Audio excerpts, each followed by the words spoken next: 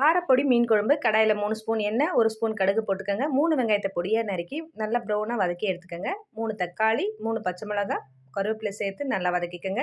3 spoon குழம்பு மிளகாய் தூள் சேர்த்து எண்ணெயிலே நல்லா வதக்கிட்டு, ஒரு கைப்பிடி அளவுக்கு புளி எடுத்து நல்லா தண்ணியை கரைச்சி எடுத்து ஊற்றிக்கோங்க. 2 ஸ்பூன் அளவுக்கு உப்பு சேர்த்து நல்லா கலந்துட்டு உப்பு கரெக்டாக இருக்க பார்த்துக்கோங்க. கலருக்காக 2 ஸ்பூன் அளவுக்கு காஷ்மீரி சில்லி சேர்த்துக்கிறேன். இப்போ 1 டம்ளர் அளவுக்கு தண்ணியை சேர்த்துக்கோங்க. தண்ணியாக இருக்கணும் நல்லா குழம்பு. நல்லா கொதி வர ஆரம்பித்ததும் 1 ஸ்பூன் மிளகு, 1 ஸ்பூன் சீரகம் நல்லா உரலில் இடித்து இந்த மாதிரி கொரகொரப்பாக எடுத்து வச்சுக்கோங்க. 2 துண்டு இஞ்சி, 2 முழு பல் பூண்டை சேர்த்து நல்லா இடித்து சேர்த்துக்கோங்க. குழம்பு நல்லா கொதிக்கணும். பச்சை வாசனை போனதுமே பூண்டு, இஞ்சி, மிளகு, சீரகம் எல்லாத்தையும் நம்ம நுணுக்கி வச்சுருக்கோம். உரலில் நல்லா இடித்து சேருங்க. அப்போ தான் வாசனை நல்லாயிருக்கும். எல்லாத்தையும் ஒரு தடவை நல்லா கலந்து விட்டுக்கோங்க. இப்போ கழுவி வச்சுருக்க காரப்பொடி மீனை சேர்த்துக்கலாம். பரவலாக சேர்த்துட்டு ஒரு தடவை மட்டும் தான் இந்த மாதிரி கரண்டியில் கலக்கணும். அடிக்கடி கலந்தால் உடஞ்சிரும். இப்போ மீன் நல்லா வெந்ததுமே 5 நிமிஷம் கழித்து கொத்தமல்லி தூவி இறக்கிடணும்.